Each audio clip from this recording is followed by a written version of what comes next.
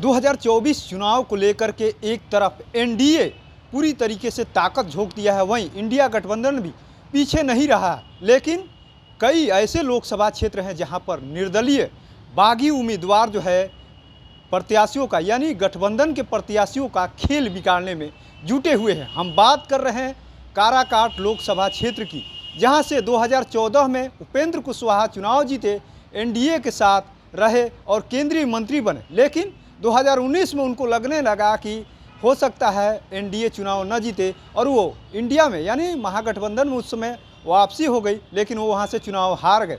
लेकिन फिर से एक बार वो एनडीए का हिस्सा है और कह भी रहे हैं कि पूरे देश में नरेंद्र मोदी की हवा है। लेकिन वहाँ से एक और यानी कहे कि कलाकार, भोजपुरी कलाकार पावर स्टार पवन सिंह के नाम से जाने जाते हैं भोजपुरी के, और नाम एक चेहरा पहचान का है और बीजेपी के नेता भी हैं, लेकिन बागी हो गए हैं। आसनसोल से बीजेपी ने टिकट दिया, लेकिन उनका कहना है कि हम बिहार से चुनाव लड़ेंगे और काराकाट से ताल ठोक रहे हैं। और जब से ताल ठोके हुए हैं पवन सिंह, तब से उपेंद्र कुशवाहा की नींद उड़ गई है।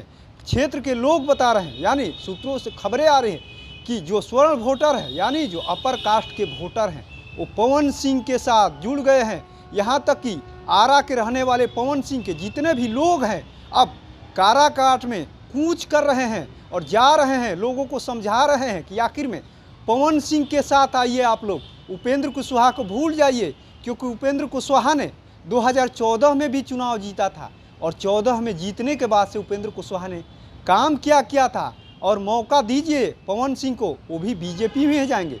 दबे यानी यूँ कहे कि दबी हुई जुबान में ये संकेत भी आ रहे हैं कि आखिर में पवन सिंह अगर चुनाव जीतते हैं तो पूरे देश में यानी मोदी तो लहर है ही, लेकिन क्षेत्रों की जो बात करें तो अलग अलग कैंडिडेट की वजह से कहीं ना कहीं एनडीए के ही नेता घिरते हुए, गठबंधन के जो नेता है घिरते हुए नजर आ रहा है। अब कई जगह तो विरोध भी देखने को मिला। उपेंद्र कुशवाहा का पिछले वीडियो जो आपने देखा किस तरीके से वो अलग क्षेत्र में गए हुए थे और वहाँ पर उनको ही उन्हीं के समाज के लोगों ने कहा कि आप आ गए हैं, धन्य हैं, लेकिन वोट नहीं दिया जाएगा आपके कहने से। तो कहीं ना कहीं उपेंद्र कुशवाहा के जो लोग हैं उनसे भी नाराज़ है और पवन सिंह के चाहने वाले लोगों की, भोजपुरी कलाकार है, उनके चाहने वाले लोगों की कमी तो है नहीं। और कहीं ना कहीं पवन सिंह बीजेपी से जुड़े हुए हैं। तो कई सूत्र हमारे बता रहे हैं कि बीजेपी के भी लोग हैं जो अंदर खाने जो है पवन सिंह के हाथ को मजबूत करने में जुटे हुए हैं। और भोजपुरी के लोग हैं जो युवा में उनकी काफ़ी फैन फॉलोइंग है। तो कहीं ना कहीं पवन सिंह जो है काराकाट में उपेंद्र कुशवाहा के ऊपर भारी होते हुए नजर आ रहा है। और उपेंद्र कुशवाहा लगातार दोहरा भी रहे हैं कि पूरे देश में मोदी लहर है। आ रहे मोदी जी, वहाँ वह हवा लहर के रूप में परिवर्तित हो जा रही है। चौतरफा मोदी जी की हवा है, हवा ही हवा है, लहर है, इसलिए आ रहे हैं तो और अच्छा है, उनका स्वागत है, इससे और मजबूती मिल रही है।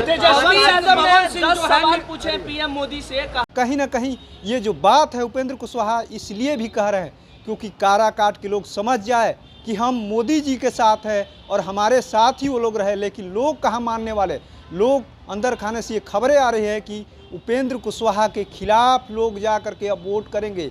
यानी तगड़ी लड़ाई जो कहा जा रहा है कि त्रिकोणीय हो गई है।